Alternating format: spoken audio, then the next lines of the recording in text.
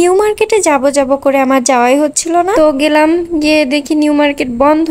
কারণ আমার মনেই ছিল না মঙ্গলবারের দিন নিউ মার্কেট বন্ধ থাকে। তো তারপরে কি করব, তারপরে রিক্সা থেকে নেমে এদিকে ওদিকে হাঁটলাম, দেখলাম রাস্তার পাশে অনেক সুন্দর সুন্দর সব সিরামিকের প্রোডাক্ট।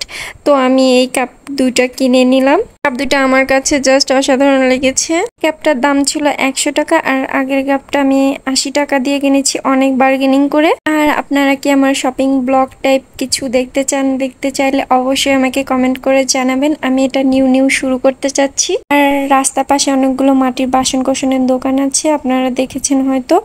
ওখান থেকে আমি এই পটটা কিনি। এটা আমার কাছে অনেক অনেক ভালো লাগছে। আপনাদের কাছে কেমন লাগছে অবশ্যই কমেন্টে জানাবেন। এটা আমি নিয়েছি 120 টাকা দিয়ে, আমার কাছে দাম চেয়েছিল 180 টাকা। আর আড়ঙে এগুলা তো অনেক বেশি দামে বিক্রি করে। আর নিয়েছি এই ফ্রেমটা সেলাইয়ের জন্য, আর নিয়েছি আমার সংসারের জন্য এই চামচ আর এই ছাঁকনিটা মিডিয়াম সাইজের।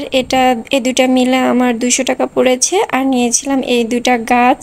হলো আমার ছোট্ট শপিং ব্লগ। আপনারা চাইলে দোকানে গিয়েও আমি সব জিনিসপাতি দেখে ব্লগটা করতে পারি, তো অবশ্যই আমাকে জানাবেন। Thanks for watching.